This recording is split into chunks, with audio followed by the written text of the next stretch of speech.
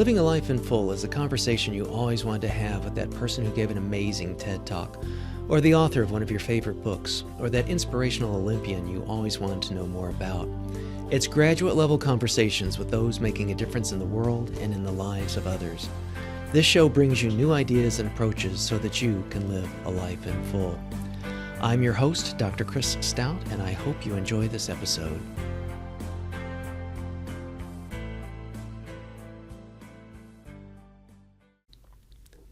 This episode is brought to you by the nonprofit I founded, the Center for Global Initiatives. The Center is an all-volunteer organization, so there are no salaries, and thus all tax-deductible donations can go to the work. While our key country partner is in Tanzania, our work is global and generally focused in the areas of education and healthcare. We also help others to get their nonprofits started or augment others' project-based initiatives. It's our goal to open-source humanitarian intervention and to help make it easier for others to do more good in the world. We are proud to have been ranked a great nonprofit every year since 2011 and to have achieved a platinum level rating by GuideStar. Links in this episode's show notes will take you to published articles on our outcomes, a number of helpful tools, and downloadable resources, which are all free, always. Please visit us at centerforglobalinitiatives.org and be sure to watch our video at patreon.com/Dr. Chris Stout to learn more. Thanks. Welcome to another episode of Living a Life in Full. I'm your host, Dr. Chris Stout. Are you an ambitious hard worker and a high achiever who always delivers, but you feel stuck or unseen and you struggle to move up in your career? Or maybe it's your peers who seem to get all the recognition and they advance, while you're wondering why you're being left behind. Working harder and being great at your job in and of itself may not always get you the promotion or the recognition you want. In today's competitive workplace, ambitious professionals need to master both how and where they show up if they want to stand out and be recognized. In today's competitive workplace, you need to be unforgettable. And that's where Lorraine K can lend a hand. Lorraine is an award-winning global keynote speaker and an instructor for Stanford University's Continuing Studies program and LinkedIn Learning. And she's the author of the best-selling new book, Unforgettable Presence, Get Seen, Gain Influence, and Catapult Your Career. It's also one of the Next Big Idea Club's must-reads. Through her role as a founding editor at LinkedIn and work with Fortune 500 companies, she's helped millions of professionals develop an intentional, powerful presence that makes them go from invisible to unforgettable. Lorraine received her BSJ from Northwestern's Medill School of Journalism and is a LinkedIn top voice with more than 300,000 followers. She has over a decade of experience leading editorial teams at the world's top tech firms. She's been invited as a guest speaker to some of the world's most recognizable brands, including Zoom, Cisco, Amazon, ASICS, Hilton, and McKinsey, covering a wide range of topics that include creating engaging virtual presentations, growing your presence on LinkedIn, effectively communicating in a virtual world, leading collaborative remote and distributed teams that thrive, and designing virtual, impactful, and managing hybrid meetings.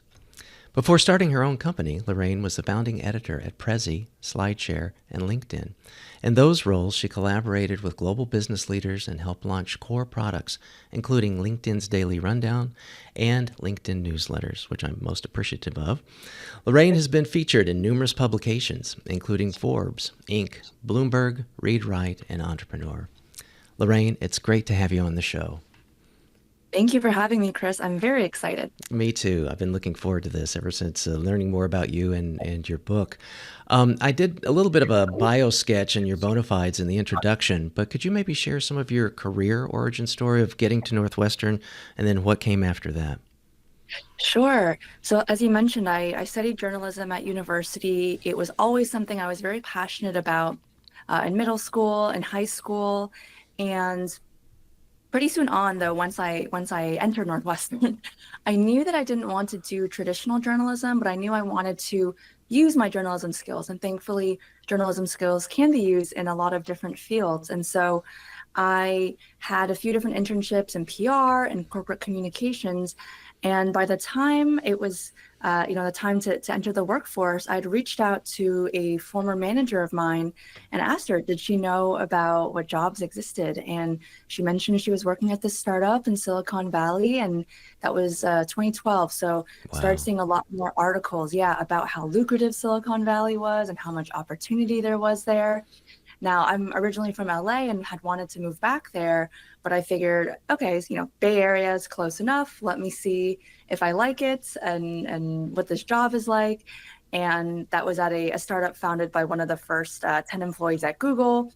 And Wow. yeah, and I was like, this is a cool place and this is a cool job and great pay and great benefits. So I'm going to stay here for a little bit. And now, I've been here since 2012. Wow, that's great. Yeah, I agree. I think degrees in journalism really kind of are a Swiss Army knife of academia. You can go into so many different kinds of areas, and obviously the things that you've done, not only by virtue of, being an author and a best-selling author at that, is being able to do the kind of work that you did at all these tech startup companies as well. I mean, really kind of content is king.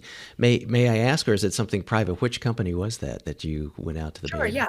It was so the first job I had, it was at a company called IMO. It's a messaging app. Yeah. Okay, gotcha.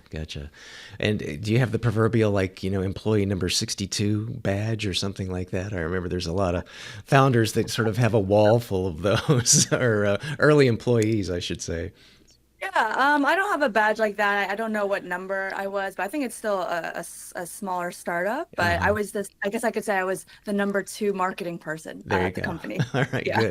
good. That's very cool. So, I think a lot of things today in terms of what's on LinkedIn, what's in Inc., what's in even Forbes. I mean, it seems to be sort of a LinkedIn entrepreneur Inc.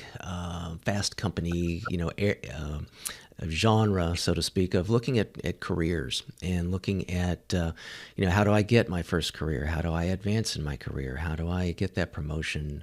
How do I take agency for myself and, and maybe gumption as well to be able to ask for that promotion. So I think a lot of what we'll probably talk about in this conversation will be in that domain and really kind of predicated on your book, which, again, Unforgettable Presence, great title, get seen, gain influence, and catapult your career. But if you don't mind, before we do a deep dive into it, I want to first share what some other notable authors have had to say about it. Daniel Pink, number one New York Times bestselling author, said, if you ever felt that your hard work wasn't enough to move you forward, this book will change your perspective. It shows that the answer isn't to become loud, flashy, or inauthentic. Instead, the secret is to follow Lee's advice and craft a professional presence that reflects who you are while making sure the right people notice. Everett Taylor, CEO of Kickstarter, said, in business and in life, how you show up matters. Unforgettable Presence is your guide to making every interaction count. Lorraine offers a clear, actionable roadmap that's as enjoyable to read as it is impactful. Dory Clark, Wall Street Journal bestselling author of The Long Game and faculty at Columbia Business School, said, Unforgettable Presence is a career game changer, packed with Lorraine's expert insights on crafting a standout brand that gets you seen and recognized. And tip of the hat to Northwestern, Charles Whitaker, dean at the Medill School of Journalism there, said, with instability being the only certainty in the job market today, today's young professionals must develop a set of skills that will enable them to stand out in a fuzzy Zoom landscape. Lorraine teaches us how to do just that.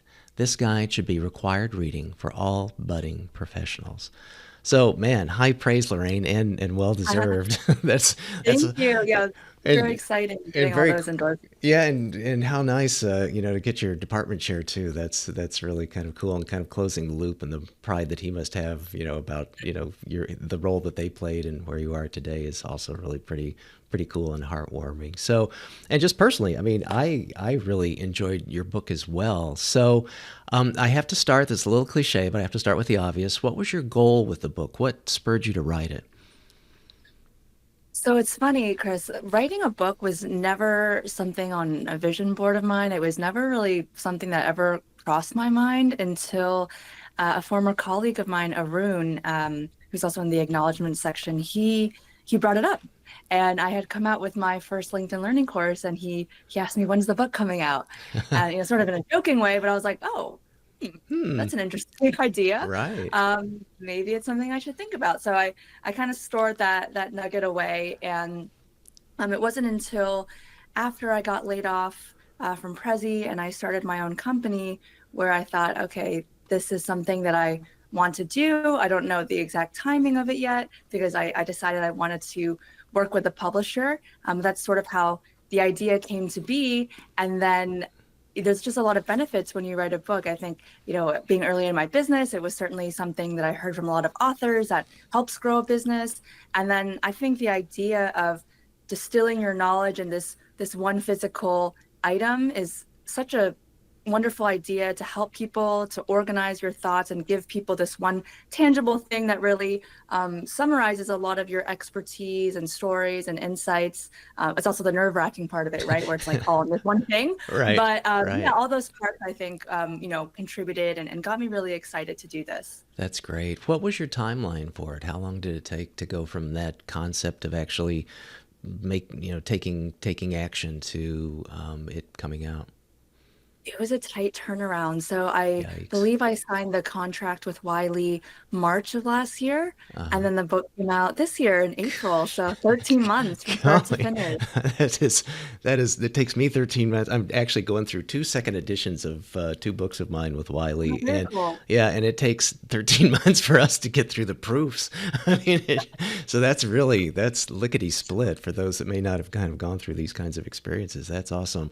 I'm going to circle. I want to focus on content, and if you don't mind, let's put a pin. I want to circle back because people that have listened to my show know that I really love to nerd out around the whole book publishing aspect, and how do you do it, and did you have an agent, and did you blah blah blah blah blah. But Sure. I don't want to derail us from the whole career kind of thing first. So one of the things, and this I'm just gonna be embarrassed about how old I am these days, but the having the idea of an unforgettable presence kind of reminds me way back when I used to do a lot of stuff with Fast Company, and this is golly molly, probably late 90s, 97 ish maybe. There was Okay. a cover piece that Tom Peters, who was kind of like a big deal back then, and it was like a cover, it almost looked like a Tide box or something, if memory serves.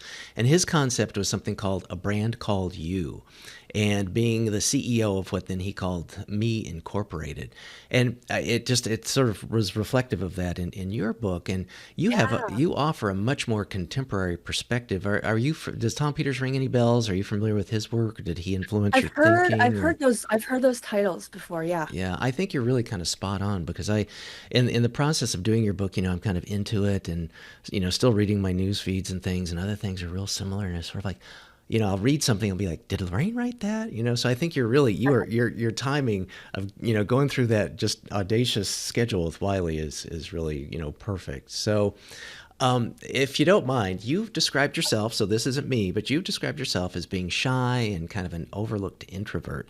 And now you're a sought after keynote speaker. And was that a result of being intentional about your professional presence? Or, tell us about how that evolves into you, yourself, as well as others that you coach, like becoming the CEO of your own career. Was that intentional? Was it strategic? Was it organic and just sort of happened? Or break it down for us. Sure. It was quite strategic and very intentional, and intentionality is a is a theme that's sort of woven throughout the book. Mm-hmm. So I start off telling a story in the book about my time at LinkedIn as a founding editor. Wonderful place to work. As you mentioned, Chris, worked on some really cool projects, high visibility projects, but never got promoted from mid-level to senior leader. And that was very frustrating and tough for me because I wanted to advance and I want to keep growing my career and I wanted to be seen as a leader. And it wasn't for, not working harder or anything like that. And I only realized after I left LinkedIn and did a lot of reflection and talking to other mentors and peers, oh, the thing I was missing was presence. And then that idea got even a little bit more magnified when I joined Prezi, the presentation platform, and pretty soon after, COVID happened, and then we went virtual. And then I realized, okay, yeah, presence, video presence and virtual presence is also a thing. And then that sort of kind of really solidified this idea of presence, not just about how you're being seen. So, for example, at LinkedIn, I was being seen as this really hard worker, but perhaps not as strategic, and that's what you need to advance. Mm-hmm. And with the virtual space now, it was not just about how you're being seen, but where you're being seen, right? And then I also started posting on LinkedIn more as I started speaking. And then people would come to me and say, "Oh, you have such a strong LinkedIn presence." And I thought, that's interesting. They've never met me before, and Uh-huh. they have a positive impression of me, or they think good things about me, or they think I'm credible, or this and that through LinkedIn without ever having spoken to me. And so it was sort of I knew presence was important after I left LinkedIn. And then I sort of solidified even more all the different ways that presence show up in our modern workplaces. And yeah, and that's sort of what I I like realized that. that I like to talk about a lot of different things Mm-hmm. that have to do with both these definitions of presence. And so it was a very natural fit that, oh, okay, this is going to be what I speak on, and I'm going to continue to be intentional about it. And then through all that and through the public speaking and putting myself out there and gaining that confidence, yeah, I became a keynote speaker. I'm still introverted, by the way, but Yeah, yeah.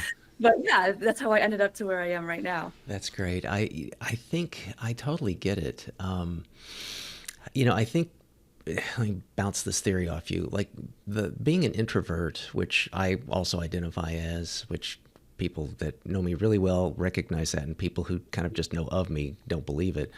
But I think the writing aspect of it really helps, and the getting published aspect of it, in LinkedIn or a book or whatever venue it might be, and it almost it gets maybe also not, I don't want to diverge into imposter syndrome or stuff, but it almost seems like when you make that transition from the written word of whatever it is, let's use LinkedIn as the example where you can kind of freely publish your thoughts. And sometimes that's Sure. scary too, because you feel like, Sure. is someone going to lambast me? Am I going to, feel like, Exactly. the emperor has no clothes? I'm, going to be Yep. found out as a fraud. This Yep. is I think it's genius. Everybody else thinks it's dumb or whatever. But does that kind of having success with that and encouragement, because I think people also on LinkedIn are not, not trolls. I mean, they're there for a reason, and they generally tend to be very supportive and ask good questions or, give, attaboys and attagirls, that sort of thing.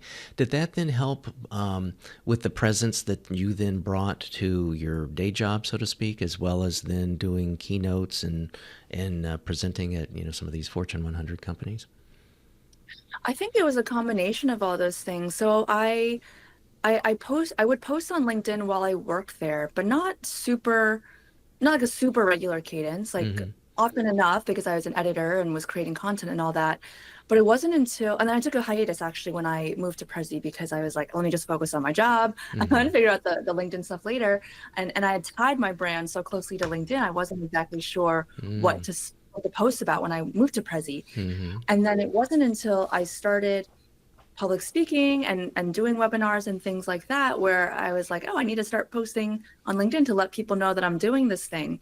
And then it was through that I really gained more confidence, found my voice through posting more consistently on LinkedIn, Mm-hmm. because I do think that consistency part is key to get over some of those fears and concerns that you mentioned, Chris, because it can be very intimidating. Right. And then I think, yeah, it all sort of kind of came together. And then you gain confidence through that. Then you speak more and you're gaining confidence through that. So it's just Mm-hmm. this like flywheel effect almost. Yeah, yeah, I like the flywheel. That's a great way to term it. So, you know, as we've kind of talked, and we'll start to dig into the book a little bit more. The structure of the book, I really liked because it's research based principles and things that you bring into it, and good index and good references because I nerd out on that sort of thing too. Mhm. You bring it to life by virtue of your own personal anecdotes with very I bless your heart, with good transparency and things, which would make me very nervous to do with myself. So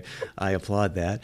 And then insights and interviews from a variety of notables and industry leaders. I mean, you've got Daniel Pink, you got Radical Yeah. Cander's Kim Scott.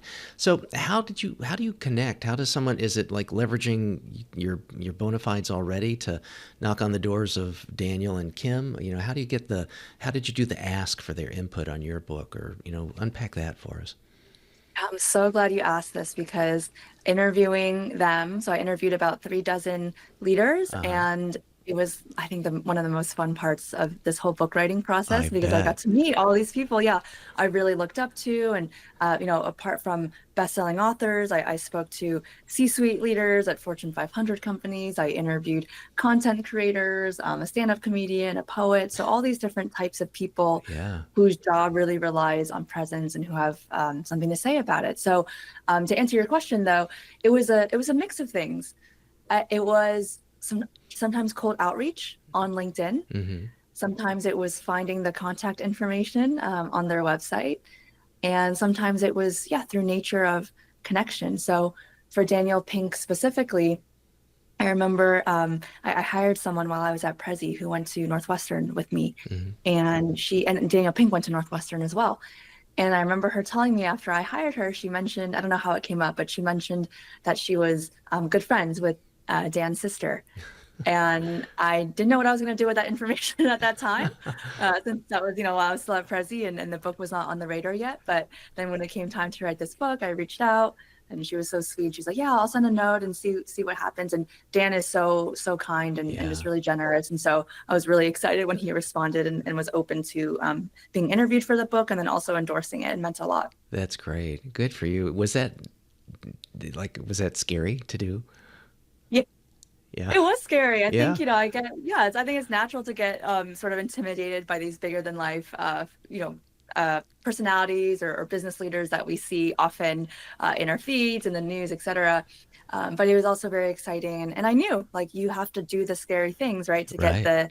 the great outcomes. Yep. And I certainly got rejected or ghosted by a lot of folks as well. Mm-hmm. But, it's sort of like a numbers game. You have to still be willing to ask because you don't know who's going to say yes. Right, exactly. Well, and I'm glad you shared that too, because again, usually the stuff that gets talked about and publicized is just all the home runs, the outs at bat and base hits no one ever, talks about. So that's good.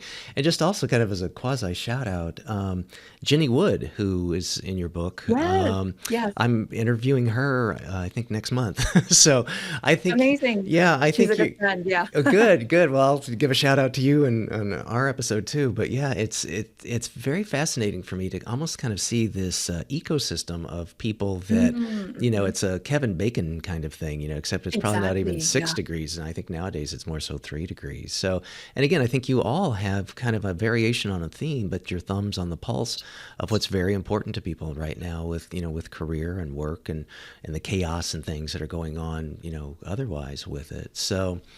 Okay, well, you've teed us up a little bit for LinkedIn with your background and with how that's been helpful to you. But we talked off mic before. You're both LinkedIn top voices. So if you don't mind, let's talk about LinkedIn, and then we can get that out of the way, and then go into some other things if you're good for that. So, Yeah. all right. But So I want to pick your brain, all things LinkedIn. Why is it important for folks to have a presence on LinkedIn, even if they're not in the mood or not in the space right now, current space of job hunting? LinkedIn has really become what I call our virtual water cooler, our virtual landing page, and really our ultimate virtual office. And as you said, Chris, like LinkedIn is not just a place to look for jobs anymore. It's a place that's focused on content, community, conversations, and you want to be seen. I mean, you want to be seen at the office, right? You want people to know Mm-hmm. about you, to stay top of mind, Mm-hmm. to have a positive impression of you. You have to be on LinkedIn. There's a stat I share in the book from the Rain Group that says 82% of buyers will look up a seller on LinkedIn before replying to prospecting efforts. Now, we're not all salespeople, but I think we can all relate to that experience where we'll get a message from someone, and how are we going to assess who this person is and whether they're credible? we're going to click through on their profile and check them out. Sure. And yeah, when we're at networking events, what are we doing first when we want to connect with them? We're not going to their website and finding an email address. We are adding them on LinkedIn. Hmm. And so it's such a powerful place to connect with others, to make others know what you're an expert in, and to make friends and to build a supportive community. I met Jenny Wood through LinkedIn, and we were strangers. We only had talked virtually, and then since then we've been able to meet in person. We have been supporting each other so much through this craziness of the book journey and book Hmm. launch. So, Hmm. so much can come from it. I just can't speak highly enough about it. Yeah, good. Yeah, I'm obviously too big fan of it. So, Yeah. you and I both are in a fortunate position. We've got hundreds of thousands of followers. I have no idea how that's happened for me, and you seem to maybe, you certainly know. At least I know the algorithms change, and it's probably top secret. It's like McDonald's secret sauce or something like that. But you've got much more LinkedIn know-how and much greater experiences and stuff. But for people that maybe are myself included, I'd love to have more. Who wouldn't? But could you share what you think, what works vis-a-vis growing an audience, be it as a top voice, be it as connections and just general followers? What doesn't work? Newsletters, gaining subscribers for newsletters. What are some of the things that listeners might do if those are areas that they want to increase their visibility and their presence? I think the first thing that you want to do is come up with a posting cadence that works for you. And we sort of alluded to this before, Chris, but to stay consistent. Mm-hmm. And I think, and I'd be curious to hear from you, but like, I think that's probably one of the hardest things to do on Mm-hmm. LinkedIn, Mm-hmm. especially when you don't get on LinkedIn maybe as much of that dopamine hit right away that you're used to getting on social media. Mm-hmm. So to stay consistent with it and to have a regular posting cadence, that's important and hard to do. And so I know LinkedIn recommends, I think, posts 4 times a week, and to me that's way too much when That's, you're starting I off. know, I know, because You're gonna you don't want to post baloney either. It's sort of Yeah, like you don't want, yeah, exactly. You want it to yeah, be quality content. You yeah, don't want to burn out if yeah. you're new to this. Oh gosh, 4 times a week. It's already just I know. like making me, yeah, sweat. Yeah, So yeah. So what I say is to start with a really low bar. So in the book, I say just start off like posting once a month. That's your goal, Mm-hmm. and you're gonna realize, oh, I can do once a month, and then you're Mm-hmm. gonna bump it up to twice a month, and then you'll just keep building on that. But consistency is really key because people will follow you when they start seeing content from you regularly, right? If they see one post and then never hear from you again, there's not going to be any reason for them to follow you. Right. The second thing I would say is, again, you and I, Chris, said that posting can be very intimidating and nerve-wracking. And so commenting is actually, I think, a very underrated way to get comfortable with your voice, start sharing your expertise, and gain followers. So the thing with comments, though, is we don't want to just leave comments that say, I agree, or very interesting. Aim for at least, let's say, 15 words. That means you're adding something of value, right? So I agree, and here are 3 things I would add. Or I agree, and have you thought about this? So really you want to be creating conversation, and you want people to see your comment and to learn something about you through that comment. That's good. And then, of course, as you said, Chris, like there's a lot of other ways that you can be creating content. So we have videos, we have LinkedIn newsletters. So if someone likes more long form writing, that could be a really great way to gain followers, subscribers, all of that. LinkedIn live shows.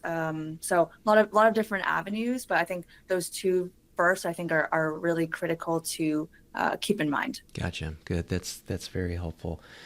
You also have a very nice little tip sheet. I'm actually just going to grab your book and see if I dog-eared that page. Yeah, there it is. So like on creating your brand, how to share your accomplishments without bragging, because that's one of the other things that I think is kind of and I've learned from that too. Thank you, by the way. But it's like the proverbial cliche of the humble brag. Yeah. Blah blah blah blah blah. But and people can grab the book. You can give a couple here for free, but I'd recommend people to grab the book and go into it, because you give some really excellent alternative ways to do that really come across as very authentic. I mean, your journalism degree and your creativity are certainly paying off, because what you wrote in your book is awesome. But talk about the humble brag, what that is, if people don't recognize that term, and ways to avoid it. Humble brag. So LinkedIn gets a bad rap sometimes about how everyone's sort of bragging about themselves, but basically humble bragging is like you're bragging, but trying to not make it seem like a brag.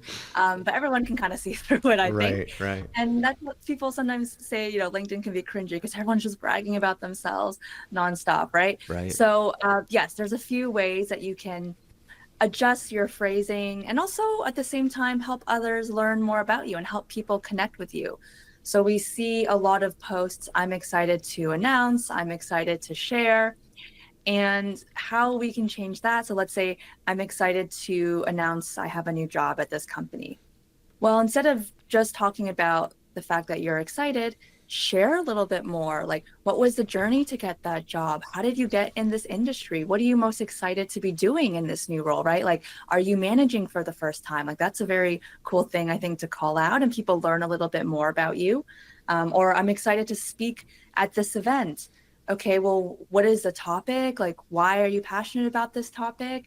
I've been studying this topic for 10 years, and now I'm really excited to take the stage and share my insights on X, Y, and Z with this, amazing audience. And so again, like it's a little bit more storytelling that you're inserting and a little bit more of a personal touch and personal, just more information about you that allows someone to, yes, be excited for you, but also connect and learn a little bit about you at the same time. That's great. And that's a good kind of heuristic to think about it in terms of like tell a story, versus give a sound bite, or I'm very humbled to have received the Nobel Prize this year, or whatever. So that's good. So this is probably more of a nuts and bolts and very selfish question, but anybody that puts together a newsletter puts a lot of work into their newsletter, and some people, again, gosh, the power folks that are able to create content that is quality and do it rapidly. Just I bow my head to them, because that is just really impressive, and I will never be able to do that. But I have the newsletter Tools for Change that comes out on a monthly basis, because that's about as quickly as I can produce one. But is there a way to send it to followers? Like, is there a way, like, can you, I don't know who all my followers are. I mean, I could kind of go look, but is there like a carpet bombing way, or is that kind of against the ethic of LinkedIn to like reach out specifically to people that are, I would kind of think maybe my followers would want to know I have a newsletter. Not all my followers may subscribe to it, or may not even know about it. But are there ways to be more of a, Get the word out there. Yeah, versus, just Yeah. organic and fingers crossed. So as far as I know, the only way you can send a notification to everyone is when you first create the newsletter. So that's like the special moment where when you publish the newsletter, in the first edition, it gets sent out to, a notification gets sent out to your connections and your followers. So that's when you're going to see the biggest jump. Okay. Unfortunately, and Chris, to your point, like there should be a way where you can alert people, but whenever someone new follows you or connects with you, they will get a connection request to follow your newsletter. So I guess there's that, but there's no like mass message way, as far as I know, to send everyone and just say like, hey, Gotcha. in case you didn't know, this exists. That's good. Well, that's good to know. And I think that maybe will be encouraging for listeners that have been kind of LinkedIn newsletter curious, like to say, well, I think I could do this. And again, just also to tell everybody, if you do choose to make a newsletter, it's your choice as to how often you publish it, how, inoften you whatever. You don't have to, feel like you're going to be the New York Times and you have to do it, every day or every month or every week or whatever. That's nice to have that choice. I have just this total kind of random way of when I drop it. We talked off mic before. The podcast will always drop on the first day of the month, no matter what the day, the weekday that calendar date drops. My experiment with LinkedIn with the newsletter is to drop it on the first Wednesday of every month, and that's just been just so I don't have everything all crashing together, on the same dates and days. Sometimes they do, of course, but just with the thought of people are probably kind of busy Monday and Tuesday. At least that's been my work life experience, and then Thursday, Friday are like catch up days, or downshift days, or take Friday afternoon off kind of thing. So I just thought, Yeah. well, what's in between? So I just arbitrarily chose Wednesdays of when my first Wednesdays of every month, just so again it's not hectic for me. But any thoughts, tips? Is people should experiment? Because I could change that. I could make it, the third Tuesday. I Sure. mean, I can, just so that, again, Sure. everybody knows they can make it whatever they want. But Yeah. I don't know if that's something on your radar, something you have an opinion on, or advice you could give to listeners too. My newsletter also comes out, well, mine's weekly, but also comes out Wednesday. And I think I had sort of a similar logic as you, Chris. Mm-hmm. I I do think though, and this is sort of related to, when people ask me, what's the best day to post on LinkedIn? Right. Generally, you can say, okay, most people are going to be, online Monday through Friday, and maybe Monday they're really busy catching up, and Friday they're sort of a little bit more checked out ahead of the weekend. So you can make a generalization, maybe Tuesday through Thursday are the best week. But I think it really depends on your audience, and it's important to experiment, because we can't just say for sure, for that specific person, Wednesday will be the best or Tuesday will be the best. Yeah. I learned through experimentation that posting on Saturday on LinkedIn, I actually get a pretty good amount of engagement. And I think that's Interesting. because there's less competition, because Huh. fewer people are still opening Mm-hmm. LinkedIn, but they're Mm-hmm. not maybe posting on Brilliant. weekends as much. So you have to just kind of experiment and play around. If your audience is more in the APAC time zone, you'll probably want to post more in the evening, Right. right? And then Yeah. maybe Sunday makes sense for you because they're waking up on their Monday. I don't know exactly, but yeah, you need to sort of experiment. And one thing I like to say is to you can launch or post a poll on LinkedIn. And so that's like a very low lift way to ask your audience, hey, when would you like to receive content from me? And it's Mm-hmm. very easy for people to vote in a poll. So it's also like an additional way to post and maybe feel a little bit less nervous about it, because you'll definitely get some votes That's once you do great. that. Oh, I like Yeah. that. Yeah, those are all great tips. Yeah, and you really raise a good point. I mean, it's our audiences are global. I mean, that's the Hmm. that's the good and bad of it, or whatever. That then you think, okay, well, and there, I suppose people too, depending upon what their content is, what their specialty is, what they're trying to get out to the world, might also be specific to certain, not just industries, but also to certain geographic areas or whatever. So to keep those kinds of things in mind when they do post, because one of the other nice things that LinkedIn does is, you can set it to a calendar.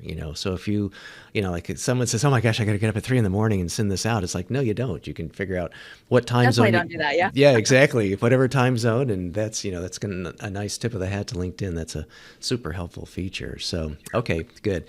Well, thank you for that LinkedIn rabbit hole.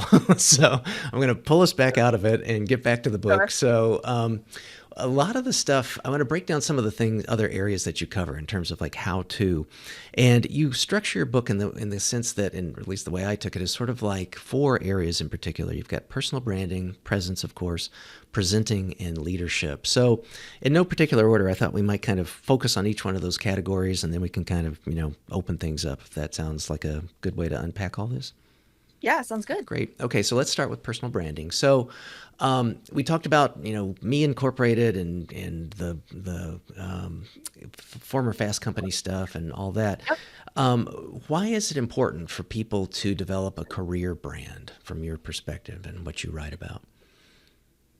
A career brand is my way of talking about a personal brand, because we all have a personal brand, right? Our personal brand is essentially our reputation. Mm-hmm. However, when people hear the phrase personal brand, they sometimes think, ooh, that sounds kind of maybe inauthentic, Yeah. maybe like I'm just promoting myself all the time.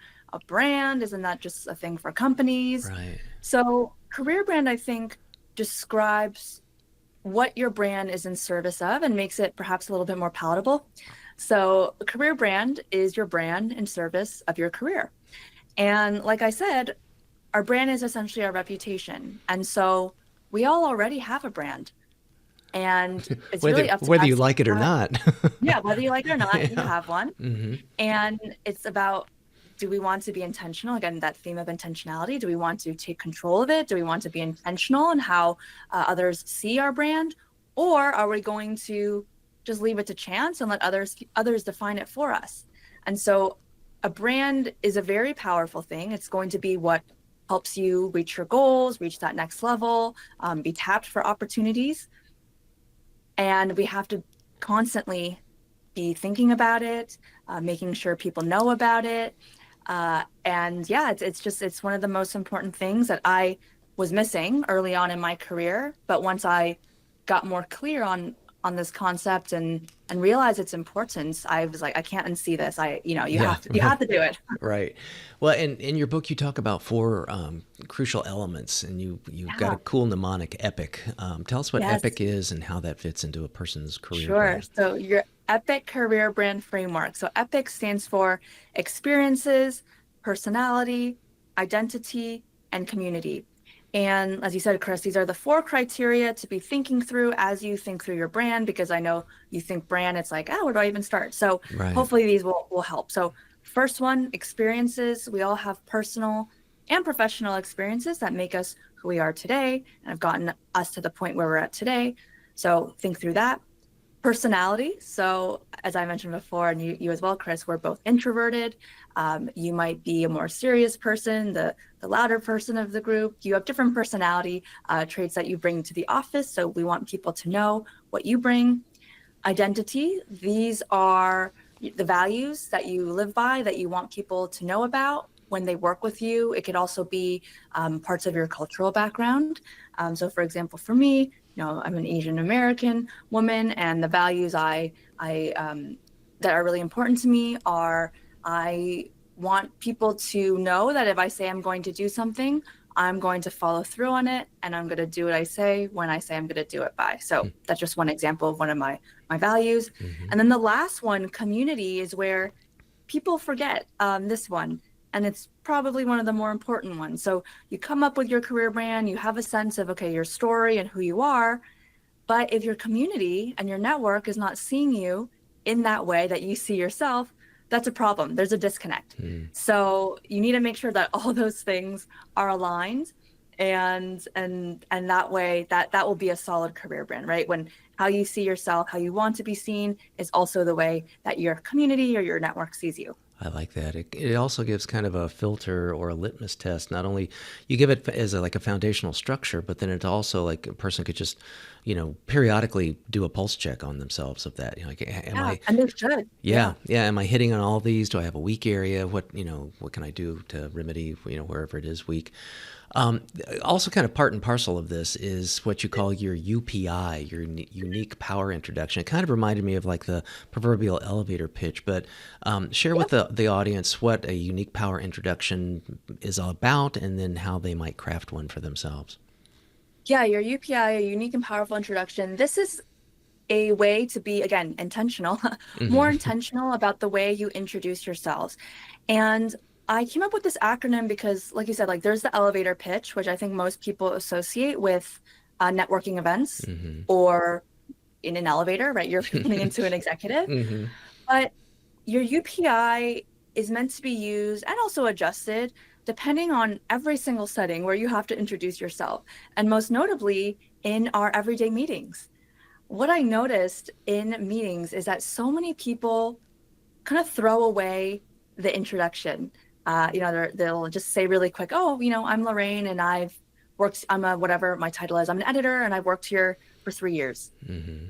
And there's just so much more that you can and should be saying and it's not to be like, a 10-minute introduction, but just a few more sentences where, what does that mean to be an editor? What are you doing? Who are you working with?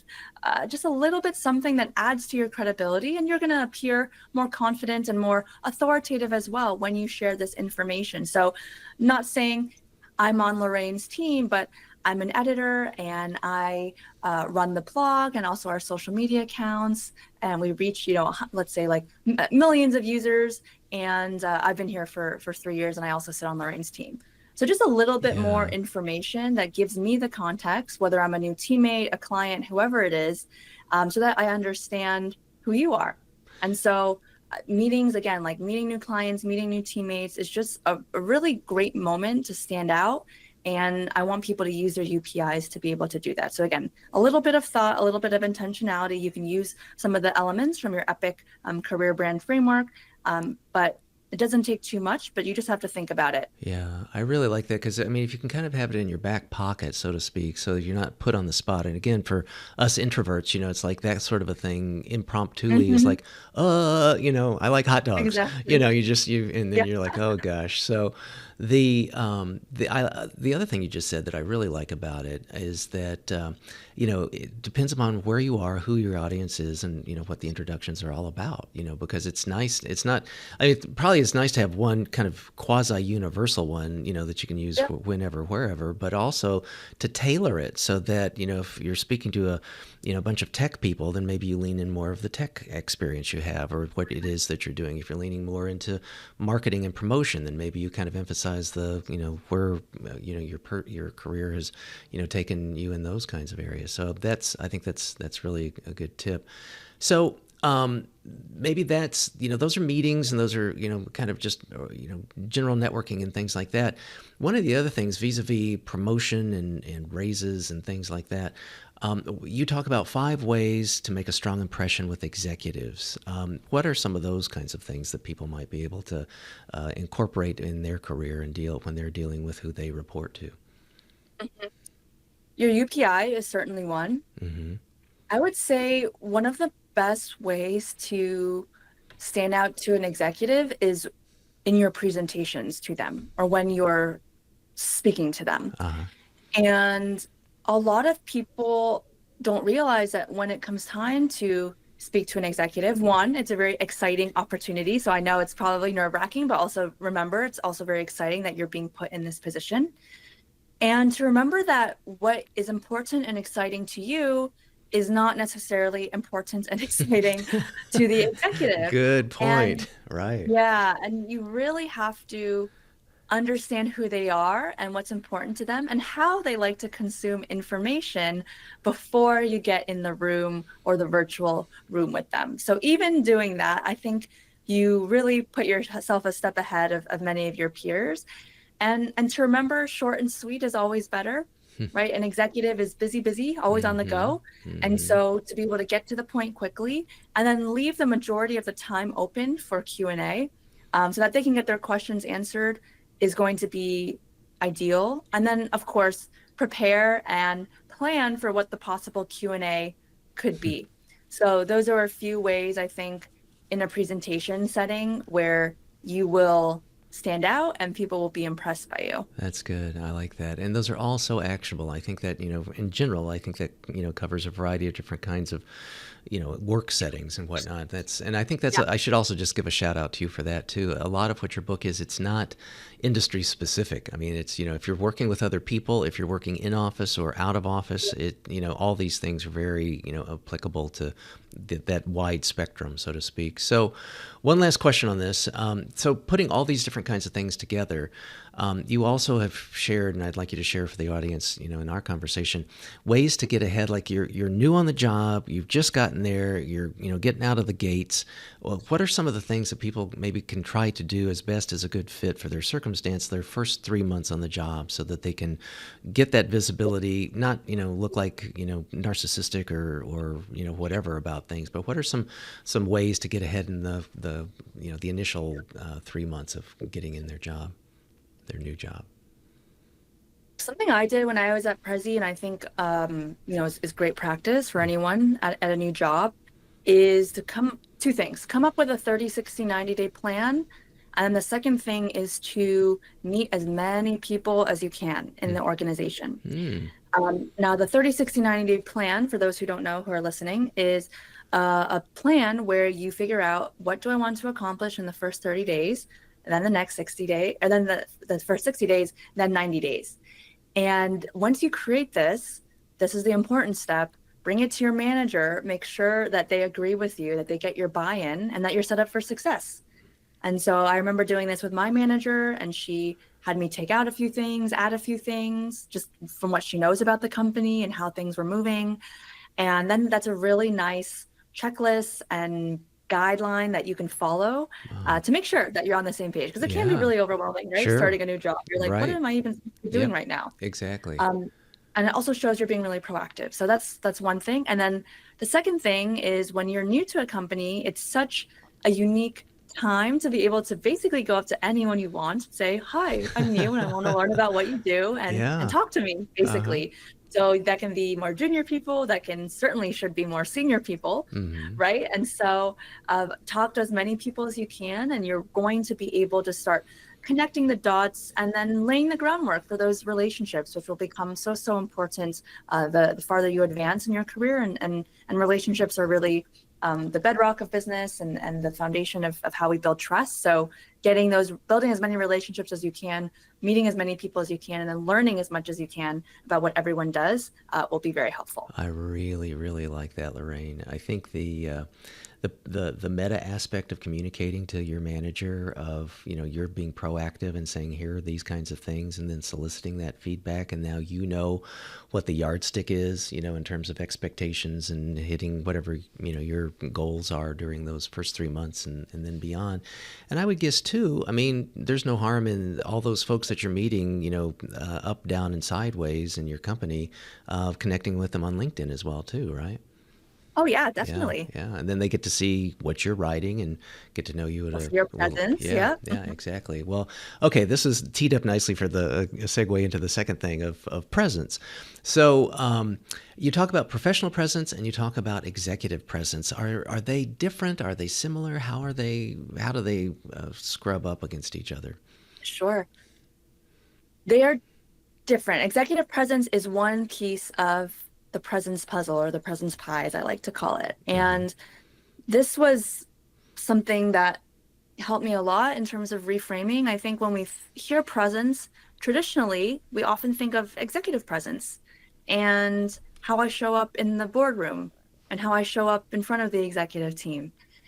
And to me, I feel like executive presence can be a coded, can be like a heavy, phrase. Like it can come with a lot of sort of um, just coded meanings or like Hmm. expectations, and Right. it can be really ambiguous. You're like, what? Everyone has their own definition of executive presence.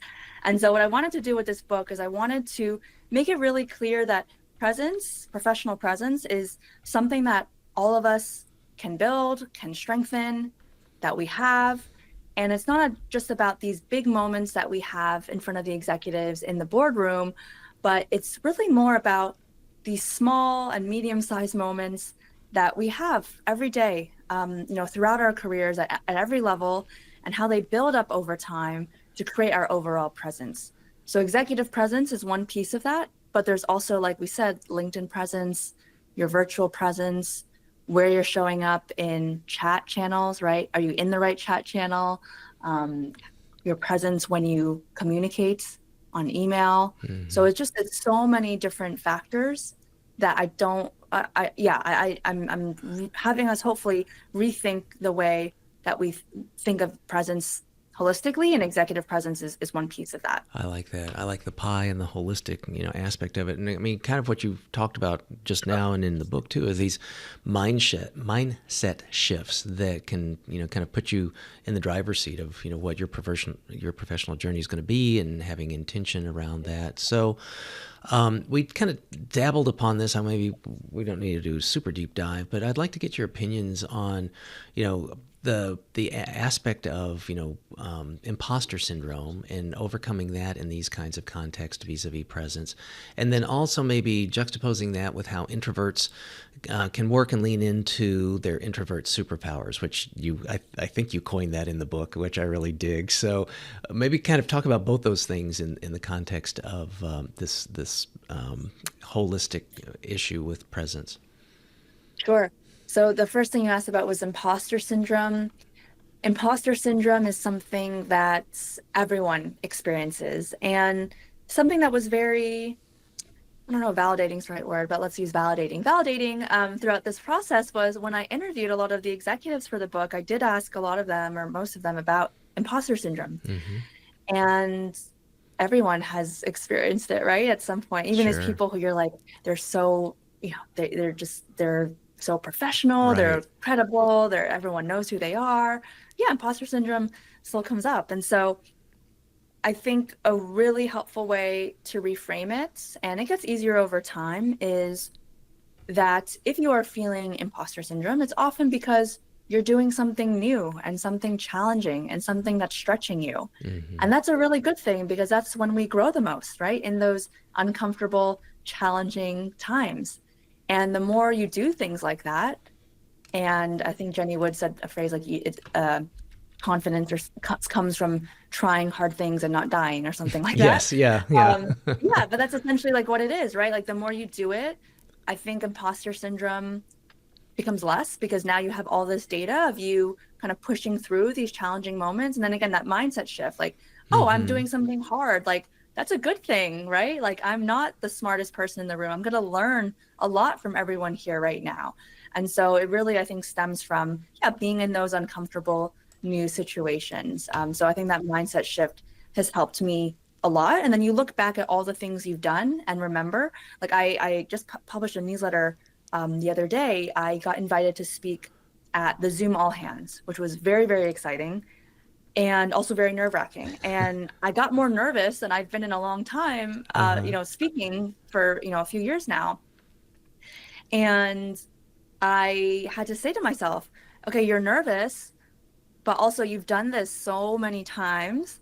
You've done, the podcast and the TV interviews and all of that. Why Mm-hmm. should this be any different? I was That's just putting all good. this pressure on myself because it Right. was the all Right. hands and Zoom has meant a lot to me in my career. And I wanted to do a good job. And so you got to look at the data and then I went through it and it turned out great. But yeah, that's sort of my take on imposter syndrome. Gotcha. Gotcha. So is that then also then sort of this example of the introvert superpowers of being able to, kind of do an accounting of yourself and saying, hey, you've been there, you've done that, this is an important group. That's fine. No wonder you're feeling little twinges of anxiety or maybe imposter, but you've, Yeah. buckle up, Lorraine. This is not your first Yeah. rodeo. So, Yeah, I think it's related. So the introvert superpowers I talk about is really, tied to the fact that it can feel like corporate America is built for the extroverts, yeah. and it can feel like, oh, things like public speaking are maybe not made for introverts.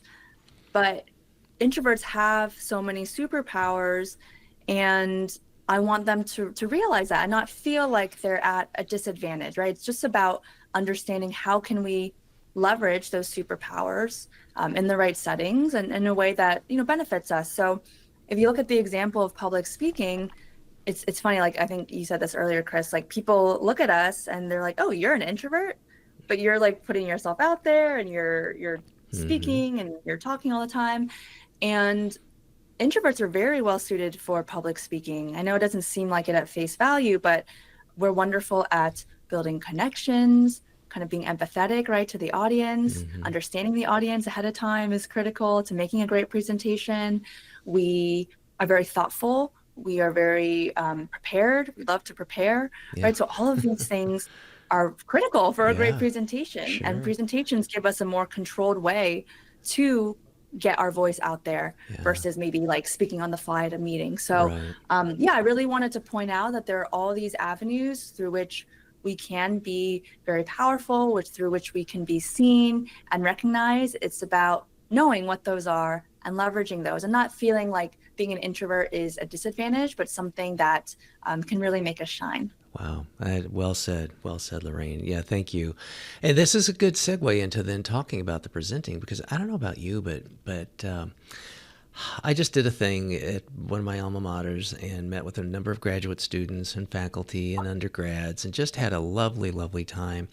And it was sort of like, and I said this very transparently to them. I said, again, sort of like what I half jokingly said at the start of our conversation, like people wouldn't necessarily realize that. And these students didn't know me from Adam, it was the first time that we'd all connected.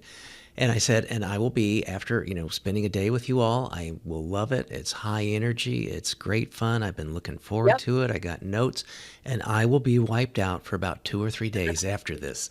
Is that the same for you? Do you just like build up this head of steam, do it, and then you're wiped? Or have you found a way to like just, get back on the horse and not miss a beat? I still get tired. A Yeah. day is a lot of work. I just came back from a few days in Chicago for various speaking engagements, and I mean, I had yesterday to recover a little bit because I came back Saturday, but I'm still like Yeah. very tired. It really, yeah. And so I'm like waiting for the weekend already. I'm like, I gotta rest and just like not talk to anyone next weekend. Yeah, I got you. Okay, good. We'll form our own little support group. So Yeah, okay, yeah. so this again, good segue into like talking about presenting and whatnot. One of the things you also, and this is also like an overlap with presence. On the presence for a second, I think back in the bygone era, for me, it was sort of like I was always at work, and it's not a complaint. I enjoyed being Yeah. there. I enjoyed what I was doing. I enjoyed the people I did it with. I went through the .com era where it was like a badge of honor to be like there a million hours a week, blah blah blah. Yeah. But now there's remote working. Now there's virtual offices. Now there's all these other kinds of things. I knew how to have a presence when I was physically present. You are also very skilled, and obviously, like with your whole bona fides with Zoom in particular, but about the virtual things of remote work and hybrid work and these kinds of things. What are some of the things like you talk about resting to avoid resting business face, and you've got a set of essentials vis-a-vis presenting to consider when you're on video calls. Can share what those are all about and what we can learn from doing that when we have these virtual kinds of contacts and meetings today. I created something called the Tea Method, TEA. It's meant to be a reminder of what's the first thing you do in the morning? I'm going to drink some tea or coffee, right? But tea in this case. Uh-huh. And yeah, it's a Tea Method is the things you need to think through, the first things you need to do before and during, your call. Uh-huh. And I think, Chris, a lot of people can still get intimidated with video or think it has to be this really complicated thing, and it doesn't. And so T method is meant to be a simple framework to follow. So T stands for, the T stands for tech, the E stands for energy, and then the A stands for aesthetics. And so these are the three criteria to think about. So technology, you need to start thinking about like a webcam, an external microphone, various hardware, software to make sure that your setup is strong. You have crisp audio, crisp video, and then energy.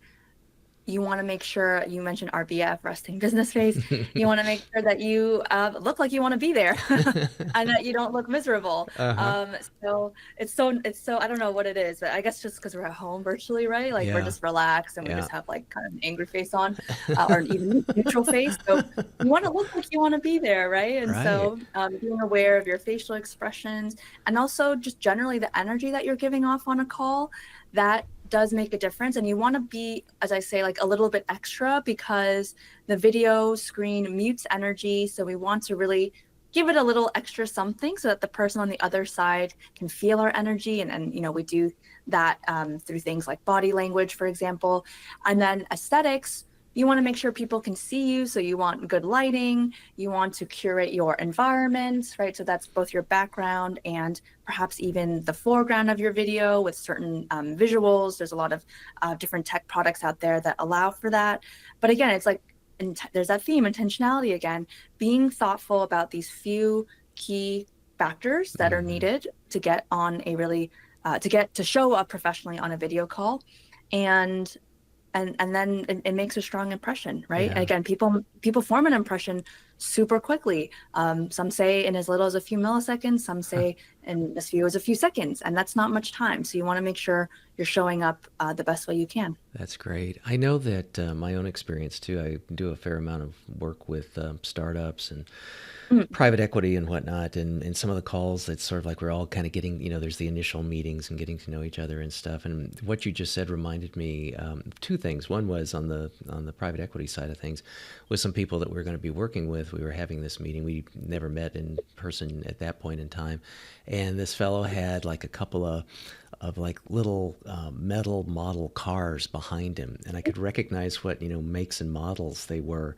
And then on a subsequent email, I said, blah blah blah blah blah about what business was, and I said, and hey, by the way, are you into cars? And that just started this whole other relationship development and building that had kind of gotcha. obviously nothing to do with work, but I think really helped us, bond and communicate. Number two is like a lot of times when people are authors or have other kinds of things that are supportive of their presence and who they are, will be Wow. sort of forward-facing copies of their books, on a bookshelf or whatever. Yep. Kind of not Yep. not like a movie poster, but I mean those kinds of things. Just like how when someone would go into your old proverbial office and see your diploma or Yep. see your Yep. trophy or whatever. Yeah. So I think structuring those things, and again, that makes it. I don't know. You got to be careful. Like then you don't have the fade or you don't have the virtual office as your background or whatever. But I think Yeah. those, and I feel I have I don't know, love hate with some of those. I mean, sometimes it's nice or whatever. But I think a lot of times it's more. I feel more. I hate to say bonding, but something bonding light when I could get to see what people's environments like. It's like I got invited to their house. So I think those what you say are very much all those kinds of components that get into those micro opinions or micro perspectives that people might have, not just of you and your, hopefully not ugly resting business face, but your also your background, and people probably project and make assumptions too about, it's, oh my God, it's a mess, oh my God, the Yeah. window shades are broken or or whatever, and then that is a reflection of you. So those are good. Exactly, exactly. Oh, I love that story that you shared about the like noticing what's in the background. Like that's exactly why, we curate our background because we want to find those moments of connection and break free from that autopilot small talk to build those relationships because it's harder virtually and you only have so Yeah. much space. So use that space. Yeah, brilliant, brilliant. Okay, last component of the four, leadership. So, the, part of this, I guess, maybe if these other kinds of aspects are firing, then it relates to boosting your credibility. As if, and again, I know not everyone wants to be a manager or a leader or a founder or whatever. Maybe they're just happy and want to keep doing what they're doing and do more of it Yep. and get recognized and financial remuneration for what good work they're doing. But can you talk about developing strategic relationships vis-a-vis boosting that credibility if someone is on a trajectory to want to have a greater leadership role in their job, and the asterisks to that, and how to do that also maybe if they're working remotely? I'll share one really simple tip that I just alluded to actually, and that is turning off autopilot small talk in conversations. And so what that is basically if you can predict what the other person is going to say, that's autopilot small talk. So let's say you and I, Chris, are in an office. I say, "Hi, Chris. How are you?" You say, "I'm good. How are you?" And then I say, "I'm good, thanks." And then that's the end of the conversation. Uh-huh. And that's us not really thinking at all, right? We're going on autopilot and Right. this happens in person, it happens virtually. And so I talk about this concept in the book called conversational threading, where you want to offer a few threads when someone asks a question, or, yeah, asks you a question, and then you also want to ask questions that will elicit some threads. Hmm. So, for example, I see you in the office, Chris, and are on video, and instead of asking how was your weekend, and then you say good, how was yours, I will ask you what was the highlight of your weekend. And now you actually have to pause and think for a second. You have to reflect on what you did, Uh-huh. and then you have to share some options, what you did with me. Oh, I read this interesting book, or I went on a hike, or I did Uh-huh. this and that. And now I learn a little bit about your interests, and I have some threads I can pull on. Oh, tell me more about that book. Oh, maybe if we're in the same city. Oh, how's that hike? I've been thinking Yeah. about going. Like, is it for beginners? Because I'm a beginner. So now we're creating some conversation and slowly building a relationship because small talk is a very critical way that we connect with others. The reason it gets such a bad rap is because we are always on autopilot. And Yeah. of course, that's not a fun conversation to Hmm. have. And so when you can start building those relationships, it helps with things like influence. And actually, relationships is one piece of my rave model, which stands for relationships, appearances, visibility, and expertise. And those are the four criteria to build influence. And so I think, yeah, super important if you want to kind of move up in an organization and build those essential relationships and get the buy-in for the things you need buy-in for. That's great. And I also should give a shout out for all your great acronyms. Those are, by the way, I should have led with some of those. So many, right? Yeah, Yeah. that's good. You can get some T-shirts and we can do a whole swag Oh, yeah. thing. So, well, and I like that in the context too, because in the process of that example you just gave, it also shows to the person you're speaking with that you care about them. It's sort of like Yeah. the unspoken meta aspect of that was that, gosh, Lorraine really, wants to know. I didn't think she cared. I didn't think, blah, blah. No one else asks these kinds of questions like she does. So, I think that's again, another good foundational building block of those kinds of relationships that, again, no matter where you are in a organization that are, beneficial. And it's just good humanity too. It really is caring about the other without necessarily having to have some ulterior motive or whatever. It's just being a good person and, being eventually not just a good colleague, but maybe down the road, a good friend as well too. Yeah. So. Yeah, exactly. Okay. Exactly. All right. I'm going to shift gears a little bit because I'm being conscious of your time. I do want to ask you, vis-a-vis, we've talked a lot about thought leadership and, publishing newsletters and LinkedIn top voice articles and things like that. Do you happen to have any opinion? Because now it's not, I wouldn't say it's crowded, but now there's a lot of other platforms. There's obviously LinkedIn newsletters, there's LinkedIn top voice articles, there's Medium, there's Substacks. People have their own email lists. Do you have any opinion, experience? If someone's listening to this and they want to start something, like now they know you gave a great bit of advice about starting a LinkedIn newsletter about how it can get really start out of the gate big, because that's going to be one of the best opportunities to reach an audience.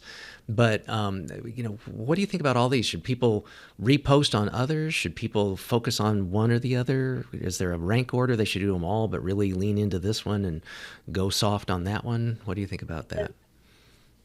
I like, in terms of email or newsletters, rather, Mm-hmm. I like to recommend anytime you can own your audience. That's always the best thing, when people are getting your email straight to their Inbox.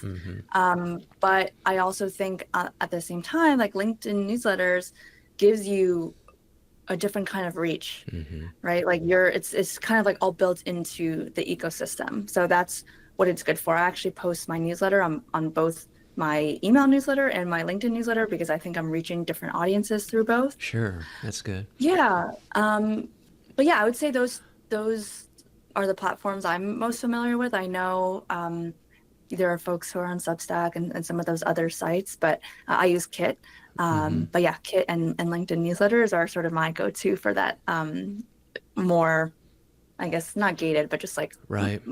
my newsletter content. Yeah. That's good. That's good. And I'll tell you too, I mean, just for any podcast curious people too, I mean, one of the things that you and I talked off mic before, like why we're on so many platforms, and I have found, and this is different than newsletters and written words, but in terms of Audible, or not Audible, but audio, Oh yeah. that people get into a habit. Like I really like Overcast. That's kind of my favorite listening to platform. I like it, how it works on my phone. I like all this, gizmos and things I can do with it. But I know that some people are just super Spotify. Some people are super, Yep. iHeartRadio, or super, you pick on any of the other channels where there's podcasts. So that's why we wanted to distribute across all those different kinds of platforms and RSS feeds, et cetera, because, once somebody's on one, it's sort of like, well, gosh, I listen to 5 other podcasts consistently, and there's this new one that, Chris is doing, but he's not on my platform. So I'm not going to go, load up another piece of software on my phone just to listen to one podcast, and then you get forgotten about. So just as a tip for other people, and it's not a big lift to be on other platforms and things like that. But I think, you make a good point vis-a-vis the written aspect of things too. So thank you. I appreciate that. We also talked a little bit about at the beginning about this space and like what Jenny Wood is doing and whatnot. And I just have to give a little bit of a shout out too to someone else that's been a guest, and you may know her. Do you know Octavia Goradima? She, No, I don't. well, check her out. She's great. Yeah. You guys, I should Okay. do on off channel. I'll introduce you to. But Yeah. That'd be awesome. yeah, she's founder and CEO of and she's also a Wiley author. Just great stuff. And she's done some stuff on Audible. I guess I'm channeling her because I that's why I misspoke when saying Audible earlier. But she's got a startup called Fire Momos. It's a Techstars portfolio company. Full transparency, I advise on that, and they offer tools around coaching and tracking your work and career wins. So she comes from a different kind of approach. The same kinds of things that you are talking about in your book are sort of the applications of things that then what she does with her company that keep track of all these different kinds of things, that keep track of your weekly wins and things along those lines. So after this I'll do some introductions and stuff, but you guys are really kind of cut from the same cloth. So okay, so having said that, now I want to finish up with maybe some book nerd stuff. Being a Wiley author, you said that you connected with them. You were on this like really amazingly, what I would call aggressive, but good for you to get it done that quick kind of timeline. Why Wiley? How'd you select them? Did you have an agent? Did you have a manuscript that you shopped? Did you have chapters? What? Tell us how you got not only knocked on Wiley's door, but got through the door. Wiley reached out to me on LinkedIn, actually. No And kidding. yeah, Awesome. because of Wow. my LinkedIn presence. Well, Yep. there you And go. yeah, Oh. get have a good LinkedIn presence, get a book deal. Yeah. No Um, kidding. yeah, Wow. so it was very exciting. I still remember when my editor Brian reached out. I just like jumped out of my seat. I was like, "Oh my gosh!" Because Wow. again, like the book was in the back of my mind, but I was Yeah. waiting to work with a publisher, but I hadn't really like strategized or thought about Oh, how I would go about Lorraine. that. So it was very Wow. exciting. They reached out, and funnily enough, a few other publishers reached out soon after. And so I was like, this is the universe is telling me Yeah. I need to do this now. And again, talk about imposter syndrome. I Yeah. was Wait, only do they have the 1 year. right Lorraine K. Lee? That's Yeah, I was that's like, how I I have always feel. yeah, I'm like 1 year into my business. I'm like, do I have something to write about right now? Like, I don't, what, so I didn't have an idea yet, but, uh, you know, Wiley sent me sort of this outline to fill out. And then I realized when Wow. I started drafting my proposal, the ideas flowed quite seamlessly and quite smoothly. Oh, So I didn't you mention were this ready. before, but I started when I started my business, I attempted a very loose outline of what a book would look like. Uh-huh. I was thinking about self-publishing, and I just realized I was like, this is so much work. It's Yeah. so hard. I don't have a clear vision yet. But then a year later, when I'm writing this proposal, it came, yeah, just very, very fast. I was really appreciative and excited Wow. about that. And then the reason I went with Wiley, one of the things I really liked about them is that they publish your book very quickly. Mm-hmm. So I think a Mm-hmm. lot of the other major publishing houses will wait 1 to 2 years after you've turned in your book. Yeah. And to me, I'm trying to move quickly, trying to build my business, trying to just get my ideas out there. I'm like, oh, that feels like a really long time Mm-hmm. Yeah. to wait versus Yeah. Wiley. I turned in my book in November. It came out in April. That's So just about half a year. So That's great. Well, yeah. and maybe lickety split. I mean, that my experience, like my niche with them is all nonfiction, more so in healthcare, behavioral healthcare, medicine kinds of things. So I mean, we have ours is not as, I mean, and maybe ours is a scoosh more evergreen. There's not a whole lot of changes in a lot of the stuff that I write. It took a while. It was over 10 years before I did the second editions of these books. So maybe we were a little more glacial, and maybe that's part of it. But boy, Lorraine, I have to say congratulations. I mean, do you think that because and the audience should know, I don't think this is the norm. I think you are very special. That is just it really Thank speaks you. to the quality of the content that you do, and you certainly. I mean, it's sort of a kind of a cool, talk about a demonstration of presence to then see what can result from it. Do you think was it pre-newsletter? Do you think that it was like what are the? I'm sure it's multiple reasons, but so you're out there, you were doing all the things that you've been talking about that you recommend for people to do, that you've been there and done that, and that it's obviously worked quite well for you. But do you think that the presence of the newsletter helped? Was this before the newsletter came out, or what do you think were maybe some of the key things that helped ink a deal with Wiley? I think it was a few different things. I already had the newsletter at that time. Okay. So I think what Wiley does more so now for any aspiring authors out there is they are finding more authors on LinkedIn. Hmm. And they're going to LinkedIn to see who is publishing their thoughts, and they're reaching out. And because I've had a few friends who Wiley has Wow. reached out to, Good for and them. and they're like, "Are you interested in writing a book? Because I see you're posting on LinkedIn, or I see you have a newsletter, or I see you're a speaker." And they're looking for people who have audiences, who perhaps speak at companies, right? Places where that Mm-hmm. would want to buy the book from you. Yep.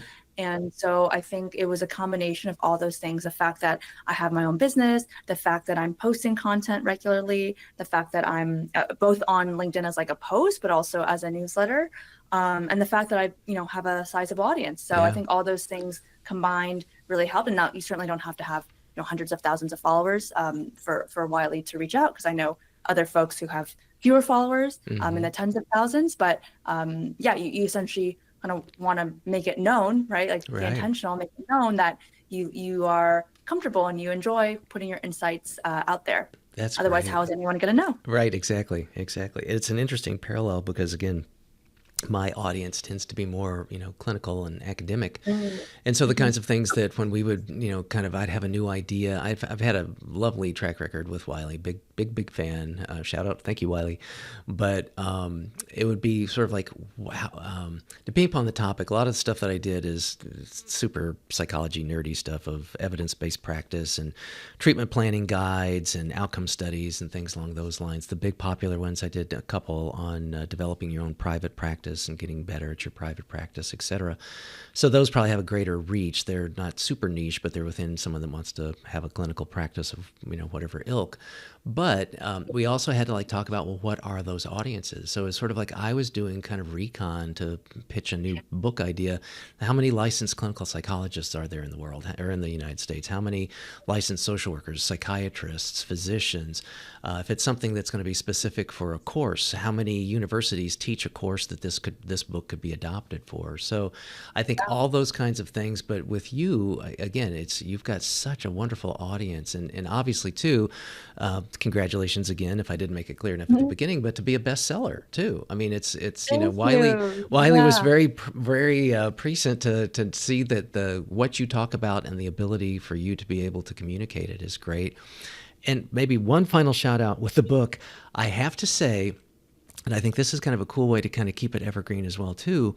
Having Uh, the QR codes in there is genius. uh, Is just genius. I mean, it's otherwise your book could be like 5 volumes, or it'd be 1,700 pages or something. But for the chapters and for folks that haven't had a chance to pick the book up yet, there's like certain kinds of things where you've talked about like how to do a deeper dive in LinkedIn or how to do this or how to yeah. do that, and then those links, those QRs are these beautiful, like, I don't know if Wiley laid those out or if you did those or what artist, but I mean, the way that those are laid out, like almost like easy to read infographics.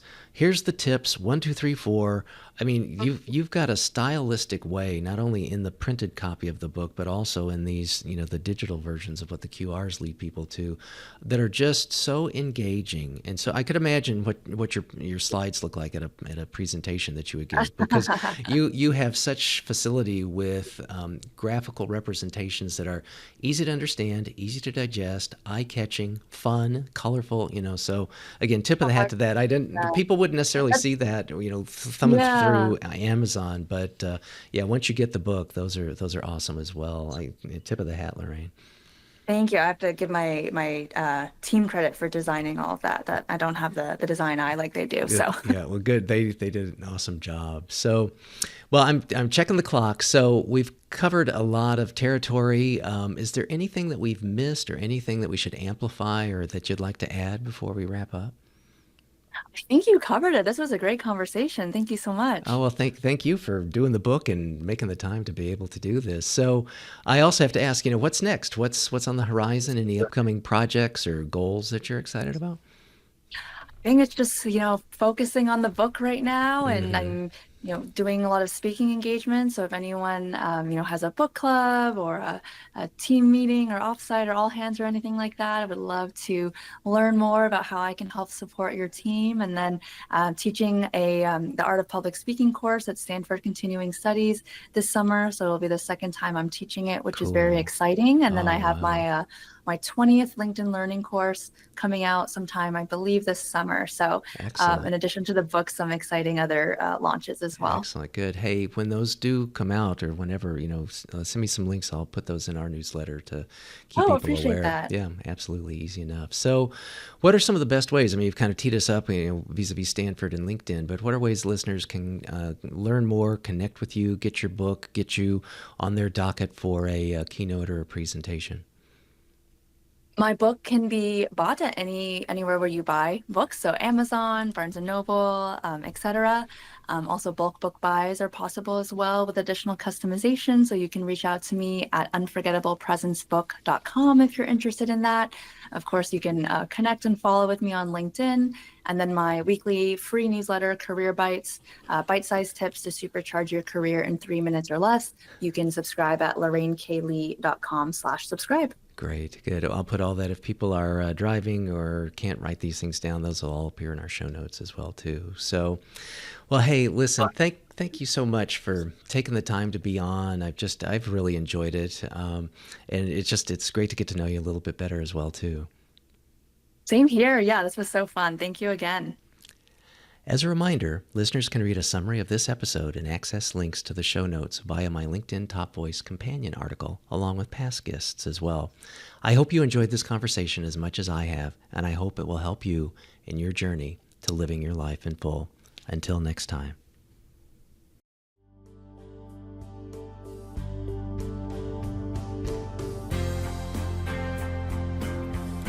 Living a Life in Full is a production of Stout Media, a subsidiary of Gordian Knot, LLC.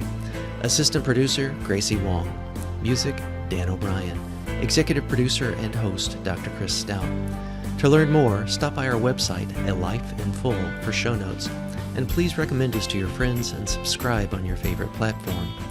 And as for the obligatory disclaimer, this podcast is for general information uses only and does not constitute the practice of psychology, medicine, nutrition, or other professional healthcare services, including the giving of medical or psychological advice. No doctor-patient relationship is formed. Lastly, and perhaps most importantly, I take conflicts of interest seriously. For all of my disclosures as well as show notes, please see livingalifeinfull.org/podcast and my LinkedIn profile. Thanks, and until next time.